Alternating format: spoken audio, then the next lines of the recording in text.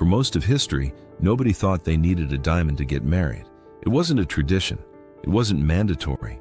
It definitely wasn't a proof of love. That only changed when one company decided to rewrite the rules of romance and turned a simple crystal of carbon into one of the most powerful marketing myths in history. That company is De Beers. At its peak, it controlled almost the entire global market for rough diamonds. But De Beers' most impressive trick wasn't finding precious stones underground.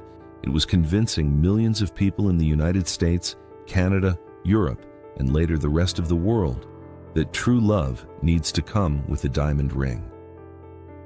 De Beers didn't just build a brand, it built a social ritual. With campaigns so carefully designed that they turned a product with almost no real necessity into a cultural symbol that feels almost mandatory. And the curious part? When this myth started, diamonds were far from being as rare as they seemed. In the late 19th century, a new kind of gold rush began in southern Africa. Prospectors and entrepreneurs discovered large diamond deposits, and suddenly, what used to be rare was at risk of becoming common. In the middle of this, one figure became crucial: Cecil Rhodes. He started out renting equipment to miners, then began buying mines, consolidating competitors, and building the foundation of what would later be De Beers. The logic was simple. If everyone found diamonds and sold them at once, prices would crash. So De Beers did the opposite. It bought rival mines, centralized distribution, and tightly controlled supply. For decades, almost every rough diamond in the world passed through a sales channel controlled by the company. That control allowed one essential trick: manufacturing the feeling of scarcity. In reality, De Beers had huge stockpiles, but to the market, the message was rarity, something unique, special, almost unattainable. There was one problem: people didn't need diamonds. They weren't food, energy, or medicine. Diamonds were pure luxury, and luxury without a story is an easy expense to cut. De Beers realized that controlling supply was not enough. They needed to control desire. Instead of waiting for demand, the company decided to create the reason why people would want a diamond in the first place. They had the product. They had the distribution. What was missing was a powerful emotional meaning. From that question, how do we make people feel like they need this? One of the most influential marketing campaigns of all time was born. By the 1930s, De Beers' perfect system was under pressure. The Great Depression crushed luxury spending in the US and Europe. People still got married, but diamond rings were far from essential. Stockpiles were rising, demand was falling, and a dangerous thought appeared. What if people simply stopped caring about diamonds? So De Beers made one of the most important marketing decisions of the 20th century. It hired the ad agency N.W. Ayer & Son. The mission sounded impossible: turn diamond buying from an optional luxury into a romantic ritual that felt almost mandatory. The solution wasn't a new product, no revolutionary new cut, no new mining technology. The solution was a new story. The agency noticed something obvious but powerful. Nobody needs diamonds, but everyone wants to feel loved, special, and chosen. So instead of selling a stone, they sold what the stone was supposed to represent. Diamonds were placed at the center of scenes people already admired: young couples, fairy tale endings, Hollywood glamour, actresses wearing diamonds in movies and at events, magazine features where the ring was shown as a status symbol. The goal wasn't just to sell jewelry. It was to shift social expectations, to turn the question from, "Are you getting engaged?" into, "What does your engagement ring look like?" Then, in 1947, came the line that sealed the myth: "A diamond is forever." 4 words that did 2 things. They tied diamonds to the idea of eternal love and quietly discouraged resale. If a diamond is forever, you don't sell it, trade it, or cash it in. It becomes a permanent symbol of emotion. Soon, another smart move appeared: the 1-month salary. Later, 2 months' salary. Idea for an engagement ring. It wasn't law. It wasn't ancient tradition. It was a guideline planted by advertising and retailer materials. But it worked. Men began to feel judged by the size and quality of the diamond. Women began to read the ring as a measure of commitment. In a few decades, what once was a rare luxury turned into a cultural expectation. In the US, and then in Canada, Europe, and beyond, the diamond engagement ring stopped being the exception and became the rule. De Beers had managed something rare in advertising. It didn't just sell more of a product, it created a new social obligation. From the 1940s and 50s onward, De Beers refined the formula. The core idea was set. Diamonds mean love, commitment, eternity. Now the mission was to make that feel normal.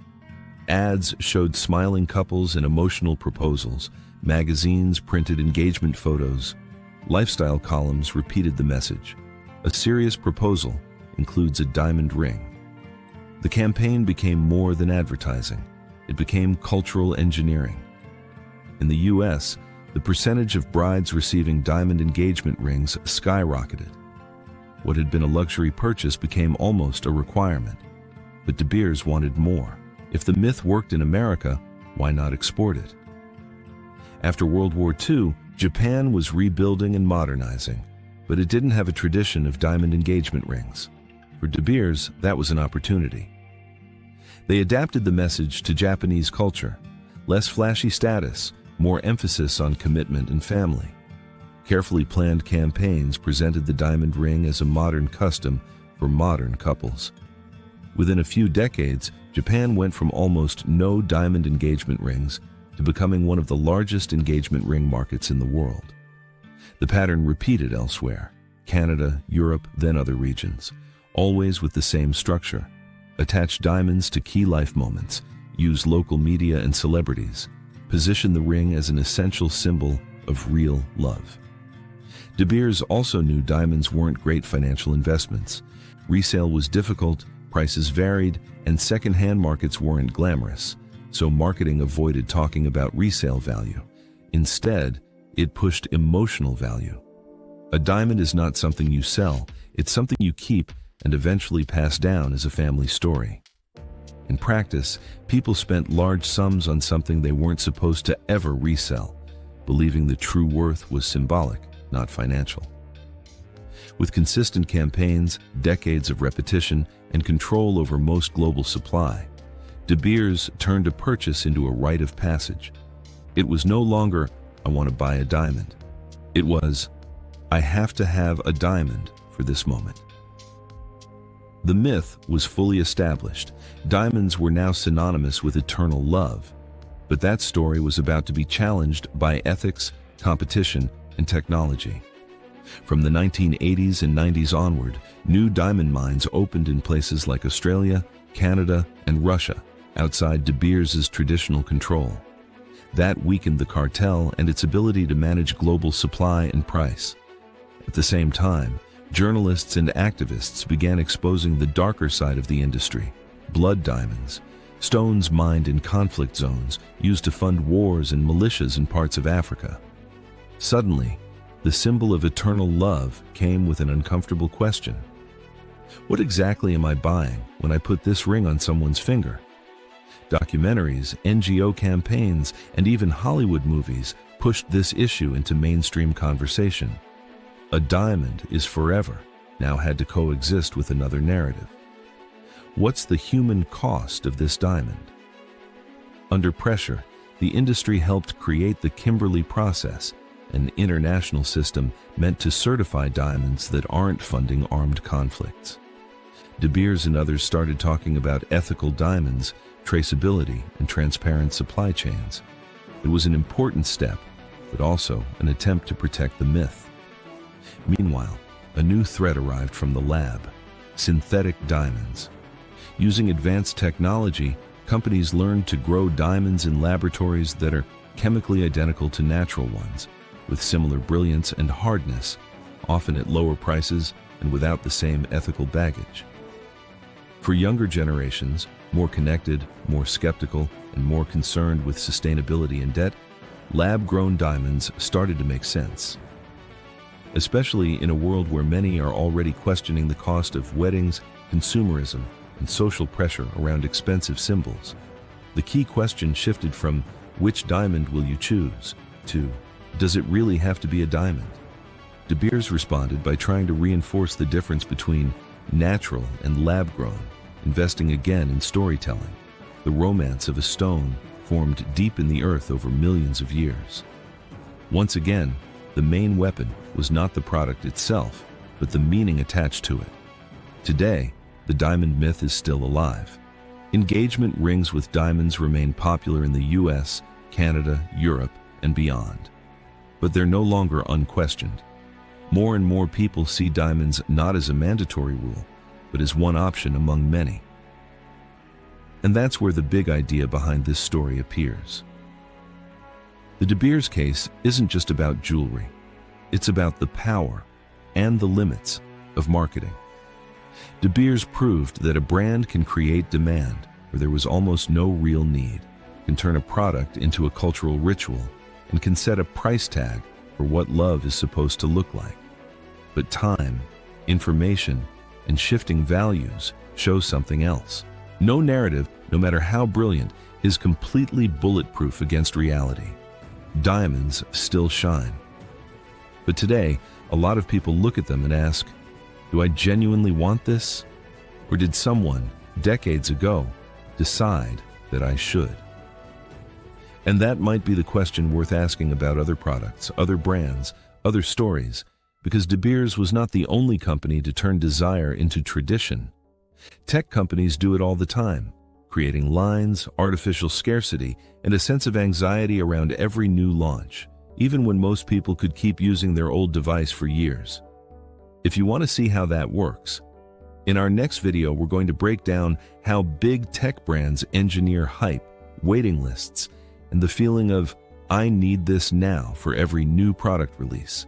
So if you don't want to miss it, make sure you're subscribed to Brand Stories and Big Ideas. Here, we share real stories every week about brands, decisions, and big ideas that quietly shaped how we live and buy today. If you want to keep questioning the narratives behind what you consume, hit subscribe. And tell us in the comments, do you see the diamond engagement ring as something truly essential or just a very successful marketing myth? And which other brand would you like to see featured here next? Drop the name in the comments. Your suggestion might become our next video.